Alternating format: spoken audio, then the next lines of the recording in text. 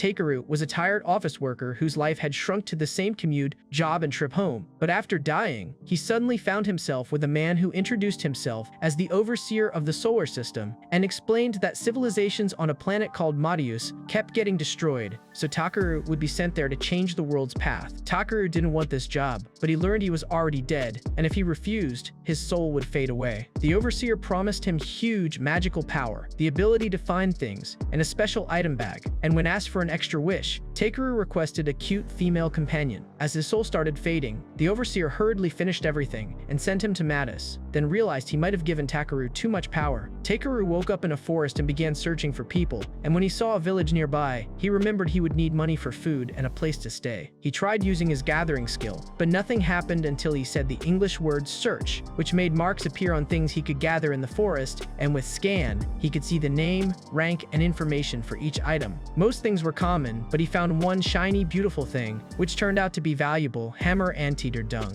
Before evening, he reached the village gate, where the guard Marlowe saw his size and wondered if he was a warrior or swordsman, but Takeru said he was just a traveling gatherer. Since there was no special merchant in the village, Marlowe sent him to the general store, and the shopkeeper was shocked by the quality of the dung and offered 5 silver coins, which Takeru learned could pay for 10 nights at the inn. He accepted the deal, but the shopkeeper happily rubbed the dung on his face and was also impressed by Takeru's other items. The shopkeeper gave him a job to bring mineral ore from the eastern mountain and paid him 360,000 rave for the materials he had already brought, but the job could be dangerous because of monsters. Takeru agreed after getting directions. At night, Takeru wanted a bath, but an inn staff member only brought hot water and explained that only nobles had full bath, while some mages use magic to clean themselves. Takeru gave the staff member a tip and tried using clean, which cleaned his whole body with magic, but he still wanted a real hot bath. Later, after seeing an unusual gathering mark, Takeru found a collapsed security corps member, and a family charm and a letter from the man's sister convinced him that he could not simply leave the man there. In the evening, he set up a barrier and cooked tasty meat soup with wild greens, and he was happy to eat good food and felt glad about his new life. Finally, Takeru entered the white lifeless forest of the ancient dragons, where he saw no animals or monsters, but the complete silence made him uneasy. He used light while moving through the forest, but as he neared the exit, he fell into a deep pit and used fly to descend safely. He found an ore reading inside, mined silver, and used blaze and eruption to uncover a little mineral. Even though the ground kept shaking like an earthquake, he kept moving to find more mineral and eventually reached an underground spring. Scan showed it was extremely rare SS rank underground magic water full of dragon mana. Takeru was so focused on the water that he ignored the warning voice, and as he was about to taste it, he finally noticed the ancient dragon. Takeru withstood its pressure and quickly bowed to apologize. The dragon introduced himself as Voldius and explained that Takeru's pure and huge magic had woken him from sleep.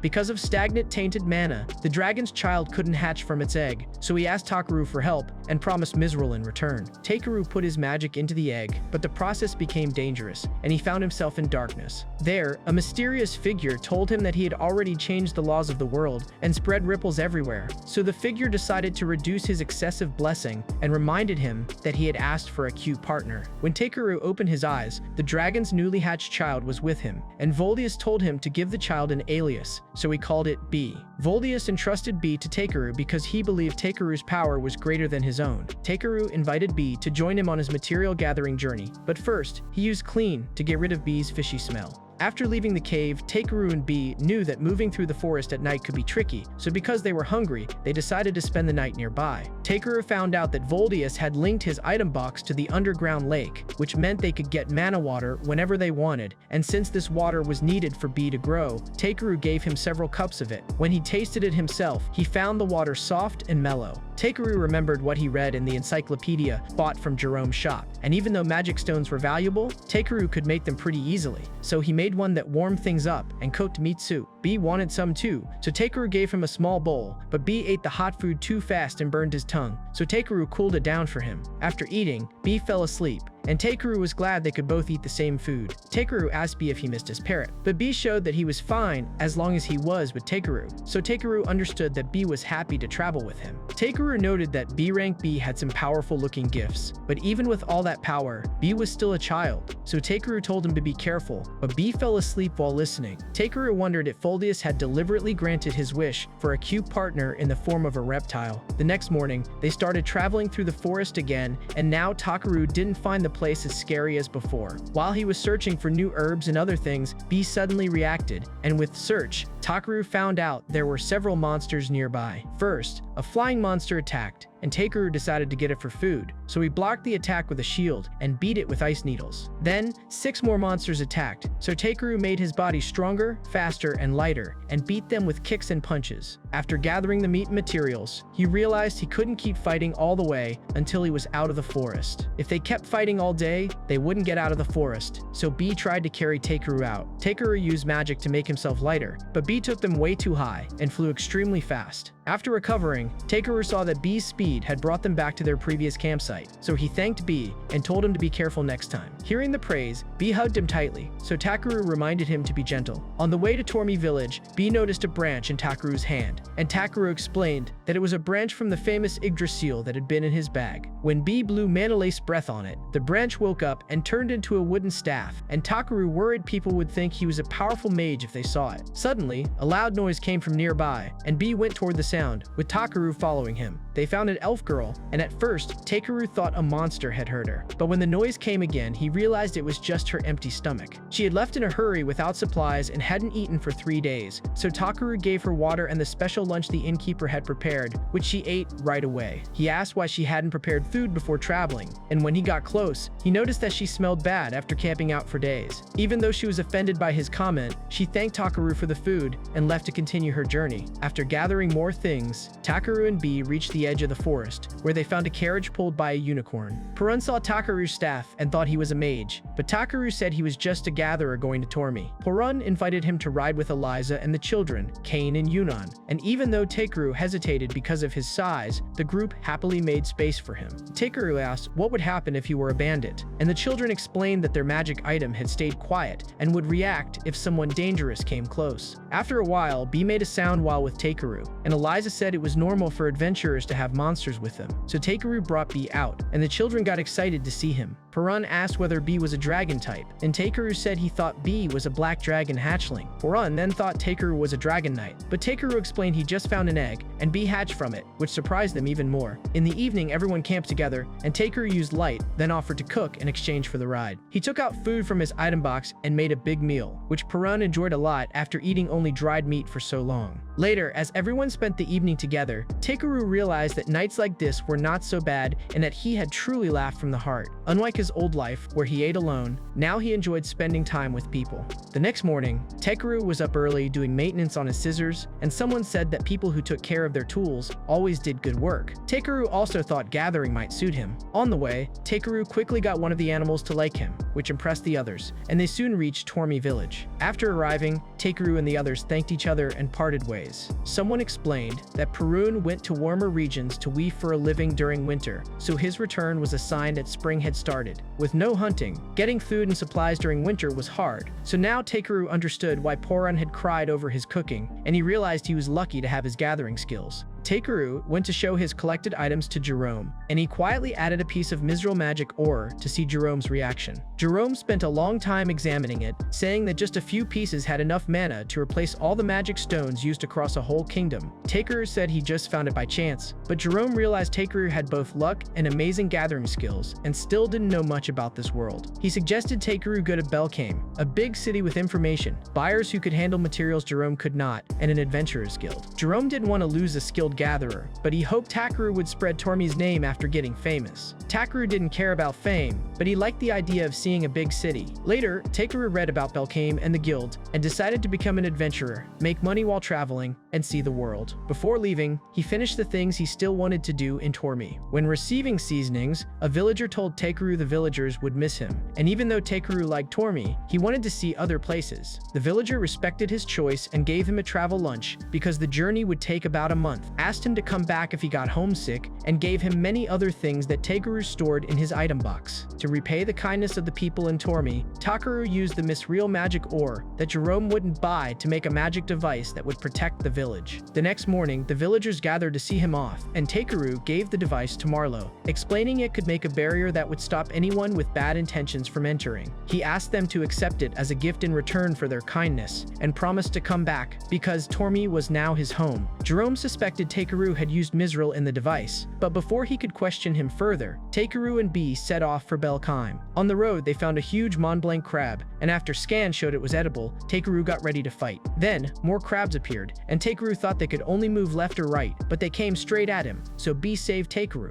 Takeru then used his finishing move, and they defeated the crabs. Afterward, they boiled the crab with salt in a big pot, and Takeru liked the meat so much that it made him even more excited to find new places and food. After traveling, they reached Belkheim, and Takeru was impressed by the fortress wall and architecture of the big trade city, which also had the continent's largest adventurers guild. A guard checked his belongings, status, and intentions with magic. Everyone entering the city was checked, so Takeru made his item bag look normal using magic and told B to stay hidden. His visible status looked bare bones, which showed that the extra gifts he had received didn't appear, but a guard named Raiden noticed his blessing of the dragon. Takeru told the truth and brought B out, and the guard thought B was cute and asked Takeru to put a tag on him as proof that B was his partner. Takeru attached the charm given by the Tormy kids to B, and Raiden said he would file a note with the mayor about the dragon and showed Takeru the way to the guild. Inside the big guild building, Ariana welcomed him to the Europa Adventurers Guild. Takeru could read the form but had never written in the local language, but one of his skills allowed him to complete the form. Ariana asked if a gatherer had any fighting experience, and Takeru mentioned fighting a big bird, a wolf with a snake tail, and a really tasty crab. When asked for proof, he brought out the huge crab. A guild worker asked about Takeru's item box and secretly checked his nature, and the avarice result was blue, meaning he had no harmful intent. The guild worker thought Takeru wanted to sell the crab, but Takeru said he ate crabs. Other adventurers became interested after learning B was his companion. Because of all the attention, Takeru went with Ariana to the next room to finish registration. Ariana registered him at F rank since all new adventurers started at the lowest rank, and Takeru noted that he and B now matched. This was how Takeru officially became an adventurer, with B as his partner. Takeru went to meet the family of Beluria Fend, the adventurer whose body he had found near Tormy village, and after returning his belongings, he explained everything that happened. The family thanked him because now they knew what happened to Beluria, and Takeru learned that Beluria had been taking jobs to pay for his father's medical treatment. Takeru then treated Beluria's sick father. Later, Takeru delivered his gathered items to the Adventurers Guild, and the guild staff member was impressed by the size and quality of the goods. Ariana brought a lot of requests from clients who wanted Takeru to do their jobs, but since he couldn't take them all, he picked a few. He had only been in Belkheim for half a month, but he was already one of the most wanted adventurers in the guild. In the evening, Takeru relaxed at the public bathhouse, which had been filthy when he first came, so he had secretly used clean magic to get rid of all the dirt. And now the bathhouse was much better. A lizardman named Clayston also came there and said his old wounds hurt because rain was coming, and he had heard that Takeru healed a sick man in the slums. Takeru explained he had copied healing magic he saw before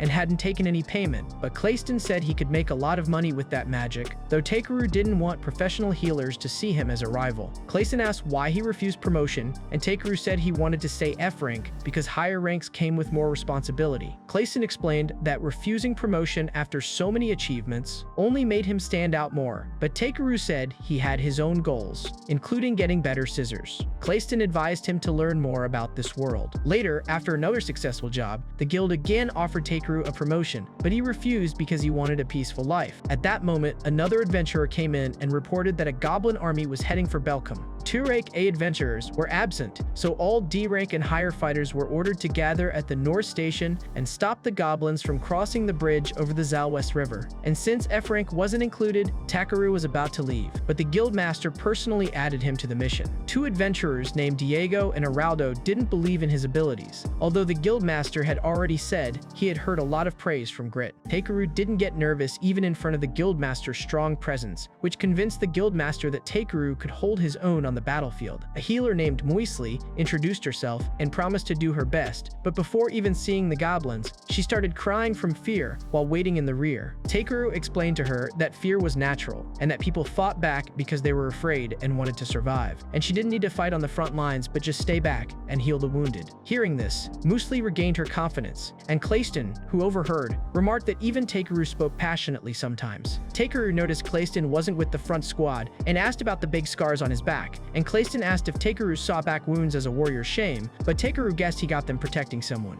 The important thing was that Clayston survived and could still protect others. Soon, a warning signal showed the front defense line had been broken, and even though his old wounds hurt, Clayston promised to protect Takeru before heading out. Muesli repeated Takeru's encouraging words and said they should do everything they could so they could all survive. Seeing her determination, Takeru made a big barrier around the medical camp and followed Clayston. On the battlefield, Takeru strengthened his hands and feet and fought the goblins, then called B for help, and B knocked down a big group of goblins with a huge spell. Diego and Heraldo reported that a strong goblin sergeant had broken their line, and Clayston saved them, but got separated from the others. Takeru found Clayston surrounded by goblins and weakened by his old injury. Clayston told him to go back, but Takeru argued against him fighting while hurt. The goblin sergeant and his group came closer, and Clayston planned to stay behind to save the others, but Takeru asked whether the old scars were important to him. After Clayston said he despised them, Takeru said he would remove them. Takeru poured magic element water on Clayston's back, then used Ridofolius while picturing the body's composition and the important nerves concentrated in the back. All the scar marks disappeared, but the treatment also turned Clayston into a much stronger Dragonaut. With his new strength, Clayston beat the rest of the goblins and the goblin sergeant. When the fight ended, the guildmaster arrived and asked whether Takeru had drawn out Clayston's power and cast the huge spells. Takeru said he had only used some healing magic,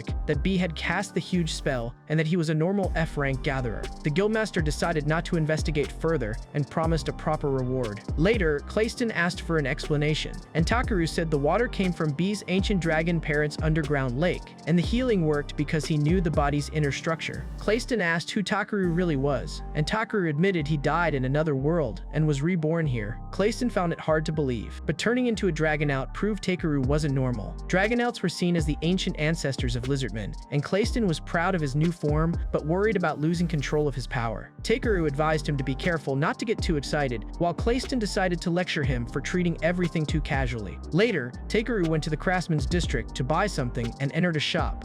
Takeru asked at the shop if they had any scissors for gathering, and even though they didn't, Ribble recognized him as the material gatherer everyone was talking about and introduced herself. Her master Gruses was a skilled blacksmith who might be able to make special scissors for him. Ribble said she wanted to learn Gruses' technique and someday make a sword worthy of a hero. Then she introduced Takeru to Gruses and suggested sending him to get rare Ildra ore from Ryuhai Mine for the sword they were entering into the craftsman's exhibition. But Gruses refused since there were monsters and maybe demons in the mine. He explained to Ribble that for a blacksmith, a human life mattered more than any metal. When Takeru learned that only Ildra was suitable for the sword, he made a deal. He would bring the ore, and in return, Gruses would make the best gathering scissors for him. Gruses thought it was too dangerous for a gatherer, but Takeru insisted he could handle whatever was down there, and Gruses accepted the deal. Takeru and B set off by carriage for Ryuhai, and the other passengers talked about changes in the nearby areas. Poisonous plants were dying, and strange things were happening in the forest of white trees. Takeru suspected his actions might be causing all this, but he focused on the journey for now. After getting off the carriage, he heard a familiar woman's voice. It was the same elf he had fed before. She had asked for a white flying horse, but the merchant was showing her a giant white raven, since his shop called anything that could haul cargo a horse. The merchant said the animal she wanted might be found in the dwarven kingdom Vosral. Takeru was also headed that way, but he continued on and started gathering in the forest. After a while, he found the same exhausted elf asking for water, so Takeru gave her food and water again, then cleaned her with clean magic. She thanked him, introduced herself as Velverita Brolit, and said her brother called her Brolit. Takeru said he had not helped her expecting anything in return, but Brolit said elves always repaid their debts. She started helping him gather, but instead of useful things, she picked up ordinary rocks, dung, and poisonous mushrooms. B enjoyed her company. In the evening, Brolit suggested burning real wood for the fire, because leaving traces of a campfire told other travelers the spot was safe. So she brought a whole log and cut it into firewood with her swords, which Takeru identified as rank A. While eating, Brolit explained she was searching for a white divine steed for her sister Ryu Takara. After dinner, she said her debt to Takeru had grown, so Takeru made her his bodyguard and told her to teach him things like the campfire trick. Brolit took their repeated meetings as fate, prayed to goddess Livrelina, and accepted the offer. At night, Takeru couldn't sleep well because both Brolit and B snored loudly. The next day, they reached a big city on the way to Vosro and went to a restaurant serving dwarven meat rolls. Brolit said a lizardman friend had recommended the food, and right then Clayston arrived, revealing he was Brolit's friend. Clayston was annoyed that Takeru left Belkane without telling him, but Takeru said he had filed a report at the guild. When he heard about the plan to go to Ryuhai Mine, Clayston got worried because mining contracts like that could not be accepted at Takaru's rank, but Takaru explained that Grusas and Ribble needed the metal and he would get special scissors in exchange, and he hoped Grusas could make good pots for him in the future too. Clayston decided to join them since he also needed to repair his spear in Vosro. Broleid happily declared that Clayston would be Takaru's second bodyguard. There was a long line of people outside the Dwarven Kingdom, but Clayston greeted an acquaintance and they were let through. In the huge underground city, a guard said Clayston was honored as the hero who saved Vosro from the demon Zengum, but Clayston claimed the demon just ran away when it saw him. Along the way, they saw a big statue built to commemorate that day, which didn't really look like him. At the palace, Clayston talked to the Dwarven King about the statue, and then Takaru gave Grusas' letter and asked for permission to enter Ryuhai Mine. The king explained that after an earthquake several months ago, the mine had become a demon nest, but since Clayston and Broleid were with Takaru, he allowed it and ordered them to investigate the changes. A guide named Zambo took them underground. Takaru made light and used read on the mine map so they could know their location. Takaru stopped one monster with stop motion, and Broleid finished it off. Deeper inside, Takaru sensed ore beyond a dead end, so he reinforced the nearby walls and used eruption to reveal a hidden Ildrite vein, which was even rarer than Ildra. The ore had so much mana that it hinted at a magic core pocket somewhere nearby. Suddenly, B reacted to something approaching, and Zambo got scared, thinking it was a demon. Takaru told everyone to stay back and move forward. A crab came out of the darkness, and seeing it, Takaru and B got ready to fight. Takaru faced the dangerous A-rank Trango crab, but he wanted to keep the meat safe. Clayston and Broleid got ready to fight together, but Takaru asked B for help and told him not to use fire or lightning because they would ruin the meat. Takaru shrank the crab with magic, strengthened his arms and legs, and attacked its shell, which turned out to be tougher than he expected, but B made an opening. Takaru used Scan to find a weak spot and hit it with Ice Needle, defeating the crab soon after. Everyone was shocked by his strength. Clayston didn't like that Takaru took the risk alone, but Takaru explained he didn't want muddy, bloody weapons to ruin the usable parts of the crab. Clayston reminded him he was his bodyguard, and even with unusual magic, Takaru should stay calm and trust his companions. Takaru agreed and promised to rely on them more next time. Before leaving the mine, Takaru sensed powerful metal signals even deeper underground. Zambo thanked him for beating the demon and discovering the mineral deposit. Takaru realized that purifying Vol's magic power might have started changes in the whole region, and he began to understand that his actions were slowly changing the world and hoped these changes would help people. Back at the palace, Takaru reported that the mine was now safe, and Zambo backed him up and told them to show the defeated monster. King Zorwadin was shocked to see such a huge crab and offered Takaru a reward, but Takaru quickly asked to keep the crab. He also got 3 million rave, but he was already thinking about making sashimi, roast, hot pot, and tools from the crab's shell. Broleid received a beautiful Pegasus for his sister, and Clayston got his spear repaired. After finishing his goal, Broleid decided to go home, thanked Takaru, and Takaru said the crab was reward enough for him. Broleid promised to meet again and left. When Takaru and Clayston returned to the guild, Ariana thought they had formed a team,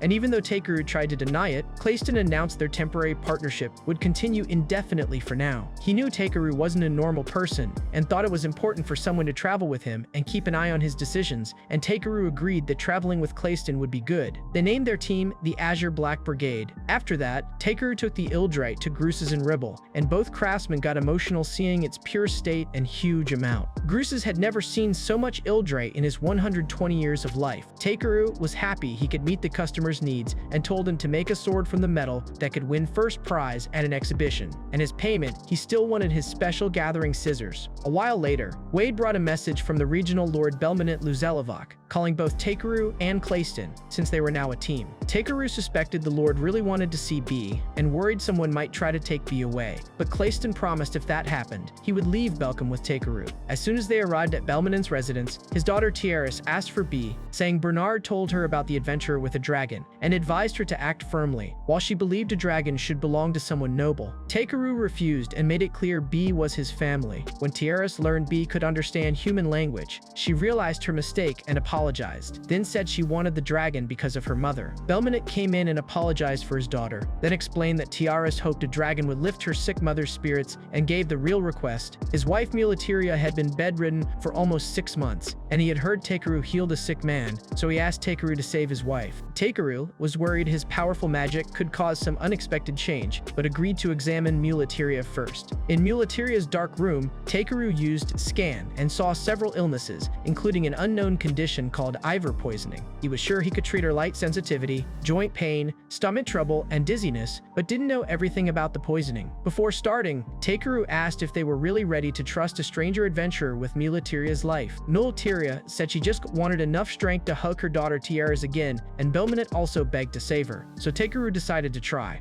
Takeru agreed to treat Muleteria, but didn't use the powerful method he used on Clayston, since that spell consumed a massive amount of internal mana, and Muleteria's weak body might not withstand it. So he started by healing her light-sensitive eyes, slowly transferring healing magic to her eyes to avoid pain. When Muleteria opened her eyes, the light didn't bother her anymore. Takeru immediately orders the dark, stale room to be cleaned, while Muleteria and Belmonte hug each other in relief. After that, Takeru explained the more serious problem. Muleteria had been ingesting Ivor toxin, which meant someone was probably poisoning her. Takeru didn't know how to neutralize the poison yet, so he couldn't remove it completely. Belmonte explained that Ivor toxin was an ancient forbidden poison and its antidote had been lost long ago. Takeru decided to make a new antidote, but first had to find the forgotten ingredients. Belmonte brought out old records collected by his ancestors, and even though most of the writing was in an old language, Takeru could read it with his skill. He changed search into a new ability called Busca and found mention of the Ivor flower in the travel journal of an adventurer named Pola Pola, which was written in a childish way and described a big lake, a horse-shaped rock, and golden flowers growing there. Clayston recognized the place, and Takeru identified the nearby village as Ashith in the Vanone region. Normally it would take 5 days to get there, but Takeru used quick and reduction on himself, Clayston, and B. Before leaving, he put a barrier around Muleteria's room that would sound an alarm if anyone with bad intentions came close. Tiaras apologized for her earlier behavior, and Takeru praised her for admitting her mistake and advised her to think carefully and consult her father before believing what others said, calling this method Hu Ren Su. When they reached Ashith, they saw dry fields, hungry people, and a polluted lake. The village chief said the water changed color 10 months ago, the fish died, the well became unusable, and the crops started failing. After that, a merchant named Ngache offered 60 barrels of water each month in exchange for 1 golden flower from the lake. The villagers saw it as their ancient divine flower, so they accepted the deal. But the water the merchant gave wasn't enough for their needs. Takeru identified the flower as Ivor and explained that the lake had been polluted on purpose. The fact that Ngache showed up right after the pollution and demanded a poisonous flower every month proved he was taking advantage of the village's desperate situation. Takeru got angry that this plan made children go hungry and the poison was used against someone else, and he promised to put an end to it, even though he struggled to remember Ngachi's name. B made it rain for the village, and Takeru purified the polluted lake, restored the ruined land, and provided plenty of food for everyone. The villagers had nothing to give in return, so Takeru only asked to search for and harvest the Ivor flower to make an antidote for Muleteria. The chief agreed and offered to personally take him to the secret spot. While checking the area with the kids, Takeru found salty litas fruits stored in the barn, which the villagers thought were useless. But after checking, he discovered they contained soy sauce, so he got another valuable cooking ingredient. Meanwhile, at Belmonte's residence, as soon as Bernard got close to Muleteria's room, Takeru's barrier alarm went off. Bernard called it a trick and tried to convince Tiaras that adventurers couldn't be trusted. But remembering Takeru's advice, Tiaras chose to Hao Ren Su and consult her father instead of deciding alone. Belmonte admitted that either Bernard or Takeru could be lying, so he gave Bernard the water supposedly prepared for Muleteria and told him to drink it. Bernard refused and called it poison, and Belmonte revealed it was just normal water, proving Bernard's guilt. He was arrested immediately. Raymond found a letter written in code among Bernard's things, suggesting that the poisoning plan might be tied to a larger organization. At the same time, Ngache arrived in Ashith ahead of schedule to get the next Ivor flower. And Taro B mentioned the adventurers, said he had heard that the flower was poisonous, and refused to keep handing it over, so Ngache decided to act quickly. Unaware of Ngachi's arrival, Takeru crossed a sandy path with the village chief and finally reached the field where the golden divine flowers grew. Takeru stayed on the flowers and learned they held the power of a sacred beast. The village chief explained that Hafalpnir once saved saved their ancestors from the lake's demon, and legend said the Ivor flowers grew from that sacred beast's tears. Since Takeru had saved the village, the chief allowed him to take as many flowers as he needed. Takeru got ready to return to make Mulatiria's antidote. Before leaving, Taroba reported a fire in the village. Takeru and B put out the fire, while Clayston led the villagers to safety. It turned out Ngachi had attacked after not getting more Ivor flowers. No one was seriously hurt, but Gonza was missing, and someone saw Ngachi kidnapping him and taking him toward the lake. Takeru used search and found Ngachi with about 100 criminals. Takeru and Clayston promised to bring the boy back. When they reached the enemy base, they saw the criminals celebrating burning the village. Clayston wanted to attack right away, but Takeru stopped him since that could put Gonza in danger. Takeru created a new stealth spell called Fosh, and both of them entered the base unseen.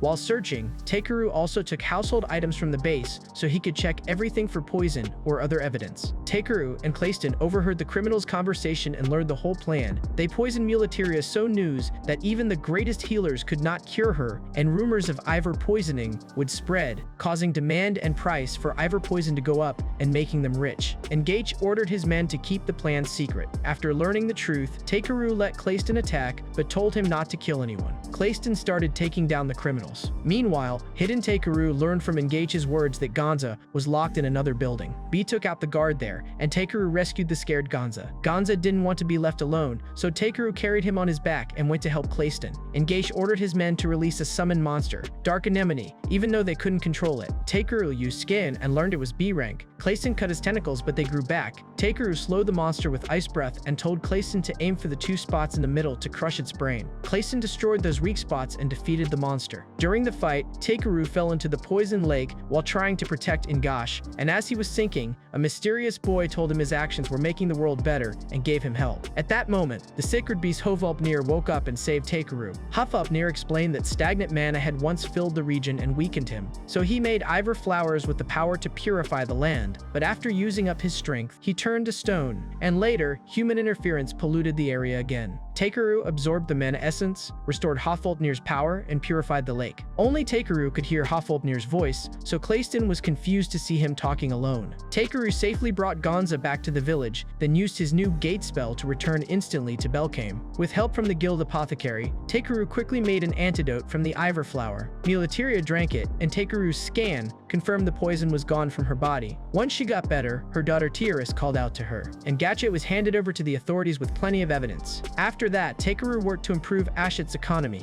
using Lidaz fruit with butter and soy sauce to make butter soy sauce potatoes for the village chief, who really liked the food. Takeru suggested buying Lidaz fruits in bulk and using the profits to grow more, and if the dish became popular in Belkheim, Lidaz fruit could become Ashet's specialty. After finishing the job, Hovulpnir appeared before Takeru and Clayston, saying he wanted to travel with Takeru because his journey seemed interesting. He also remembered Takeru wanted a horse, so he offered to be his ride. Takeru had wanted a horse, but now the sacred beast became his new companion. Takeru went back to Grusus to officially request his new gathering scissors. The sword made from the ill-dried Takeru provided had already won first prize in the competition, so Grusus promised to make the best scissors for him. Takeru left with Hovulpnir, who he now called Puni-san. The sacred guardian had decided to stay with him, but at the moment was more interested in eating buttered potatoes with soy sauce. Grit and Ariana invited Takeru to join the annual material gathering competition. At first he wasn't interested, but then learned that Count Belmonte personally invited him. The festival was held under Belmonte's patronage, and this year, the gathered materials would be given as a gift to his wife after her recovery, so Takeru agreed to join. The contest required gathering 7-color wool from rainbow sheep. Participants couldn't get help from party members, use their own mounts, or get information from others. Takeru also didn't use gate, because he wanted to avoid complaints and unnecessary attention. He was sad that Takeru had to go alone, but Puni-san promised to take care of him and gave him a little mana. Takeru went to the library and used Busco to learn that rainbow sheep lived near the top of Mount Tokorana. While traveling alone, he realized he was already used to being with B. Meanwhile, B and Puni-san started competing to see who was faster, and Clayston calmed them down by praising their skills, just like Takeru had advised him before. Near the mountaintop, Takeru found out that rainbow sheep were very cautious and fast, so instead of chasing them, he sang a special tune to call them closer. The sheep gathered around him and let him gently take their soft wool. Other adventurers were shocked to see Takeru collect so much wool. He returned first with the most wool and won the contest. After his victory, the guild promoted him to FB rank, a special rank for all-rounders, meaning he could now accept jobs from F to B rank, and his pay would depend on the difficulty of each job, not his personal personal rank. Takeru was glad he could still take small jobs for his regular clients, but Rodal pointed out that top-quality materials would now be priced higher. Takeru's constant supply of superior goods could even affect the market prices if he overdid it. Wade explained that the guild staff, Takeru's clients, and Count Belmonte all wanted his skills to be properly recognized. Takeru had always tried to stay ordinary and not cause trouble for others, so he never realized how much people valued his work. Clayston advised him to take pride in what he did. Finally, Takeru accepted the promotion and received the FB rank guild ring. At that moment, an emergency report came in that a forest worm was heading for the city. When the group arrived, they saw Brolite riding a huge Kairasus. Broly brought it because she remembered Takeru wanted a unicorn, but Takeru refused such a big mount and kept using clean to get rid of its smell. Brolite also met Puni-san, who immediately made it clear she was the best ride for Takeru.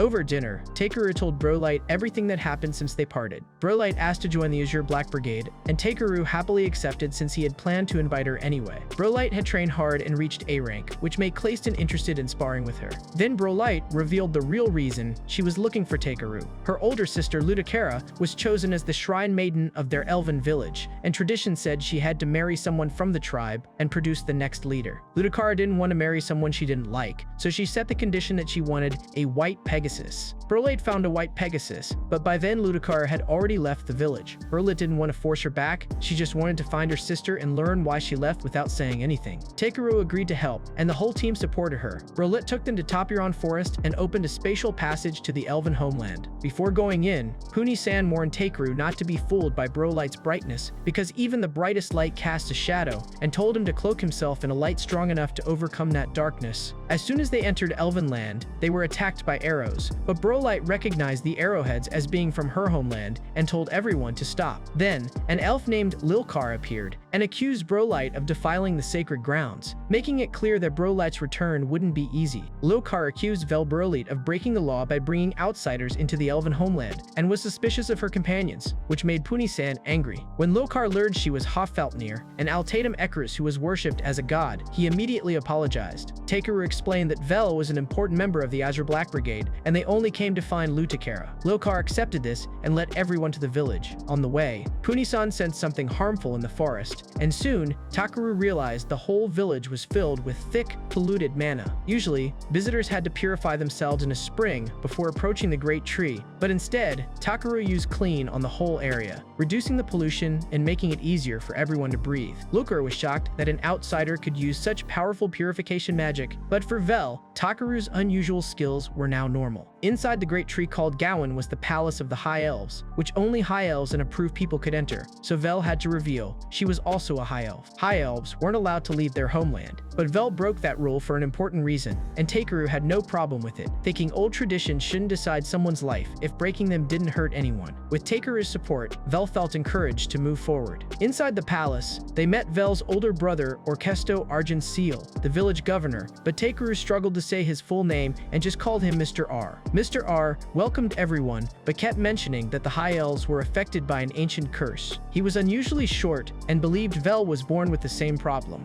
Then Takeru learned Vel was born with both male and female physical features, which the others saw as a known condition in some races. Takeru didn't react negatively and kept investigating the real issue. He asked why the mana level in the village started rising 6 months ago, then made a mana stone and had Mr. Air activate it. The stone absorbed the nearby pollution and the air got even cleaner, which reminded Mr. Air of an ancient prophecy. It said the sacred blood would weaken, the land would dry up, and a person with different blood would bring life back to the land. Since Takeru could read ancient writing and had purified the mana, Mr. R believed the prophecy was about him. Later, Amber explained the supposed High Elf curse generations ago. Newborns started having underdeveloped bodies, and 50 years ago, the problem got so bad that now every High Elf child dies within days of birth. Amber had also lost her own child, and this problem put the whole High Elf race at risk of extinction. Takeru met Queen Nalkaria Oldenvia, who recognized the divine aura he got from the ancient dragon. The queen said a powerful earthquake hit 6 months ago, changing the river's path. Takeru suspected the quake woke up a monster that was blocking the natural mana flow, and the queen asked him to investigate. When Takeru used scan on Ambry, Mr. Store, R, and the queen, he saw all three had inherited physical defects, and when he learned Ambre married her twin brother, he realized the real cause. The High Elves were cursed. To keep the noble blood pure, they had practiced close relative marriages for generations, and the limited bloodline made inherited defects worse, causing causing newborns' bodies to fail. The different blood in the prophecy didn't mean Takeru, but that high elves needed to start families with people outside their isolated bloodline. Belle was relieved. There was a real cause for their problem, and future children wouldn't have to face what she did, but with centuries-old laws and traditions, it wouldn't be easy for people to accept this solution. Takeru asked Punisan to issue a divine warning and help change the laws, but Punisan first refused, saying a god couldn't directly save every person in trouble. Takeru agreed he couldn't save everyone either, but when a friend asked for help, he wanted to do everything he could. Finally, Punisan agreed to find the elves' worshipped god Libalania and asked for divine support to change the laws, in exchange for 10 servings of soy sauce and butter potatoes. Punisan returned and said she couldn't find any sign of Libalania. Clayston said the unusually dense mana meant something was happening in the area, so Takeru decided to gather more information.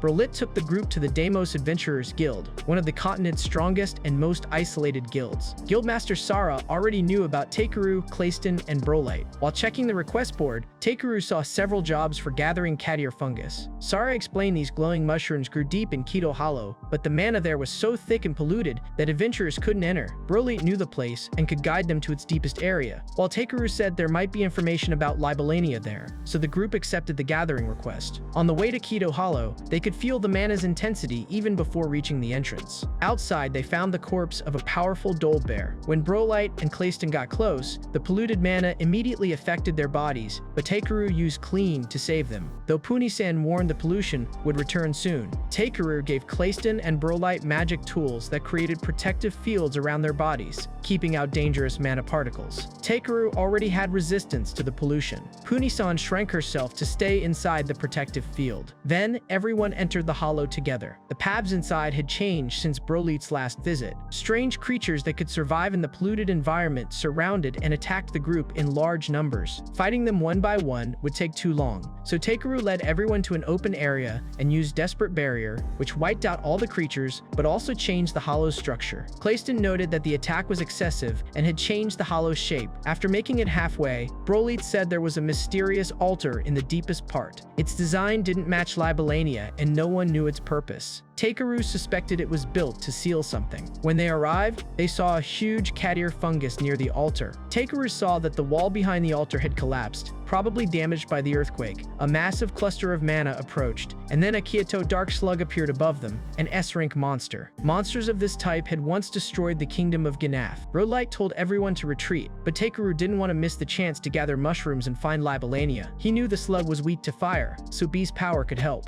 Clayston told Brolite that his species had changed and revealed that he was now a dragon, and Clayston, B, Punisan, Takeru, and Brolite decided to fight with all their abilities. Takeru put 3 protective shields on everyone and used Reduction and Quick. Clayston attacked from the front, while B used Fire. Even without using its eyes, the slug sensed both their attacks. Takeru realized the monster detected their attacks through the pointed sensory organs on its head. With Takeru's Blaze spell, Brolite destroyed those organs, which messed up the slug's movement. Then B set its body on fire, but the flames couldn't finish it off. Takeru changed tactics and threw his precious premium salt on the monster, which drew moisture out of its body, and after that, Clayston and the others defeated it. After their victory, they saw another threat. The cave ceiling was covered with dark slug eggs, and some had already started hatching. Scan showed that if the eggs were exposed to sunlight before hatching, they would be destroyed. Since it specifically mentioned sunlight, Takeru reasoned that ultraviolet rays might work. He told everyone to close their eyes and used Iliosulka, and its light destroyed all the remaining eggs. As soon as the dark slug and all its eggs were gone, a strong wind blew through the hollow, and all the polluted mana disappeared from the area. At that moment, Punisan sensed a presence nearby for the first time, a being calling itself the Spirit King, and Takeru realized they might have finally found Libalania. Punisan tracked Libalania's presence and led everyone to Nibra Valley, where elves from different regions had built a new settlement. There, they also found Ludicara. Brolite and her sister were happy to see each other, but soon started arguing. Brolite was upset that Ludicara left without telling her, while Ludicara refused to return to the village because of old traditions. Both cared deeply about each other, so neither wanted to back down. Ludicara knew Brolite always worried about her, while Brolite valued her sister above anyone else. When the argument nearly turned into a fight, Takeru threatened to cancel dinner, and when Brolite heard there would be spicy nuts and fried chicken, she calmed down immediately. Ludicara was surprised to see Brolite had made human and lizardman friends. She explained that Brolite was a high elf, but her people considered her an incomplete being because of her cursed bloodline. Takeru didn't care about any of that. Brolite was just his important companion who had saved him.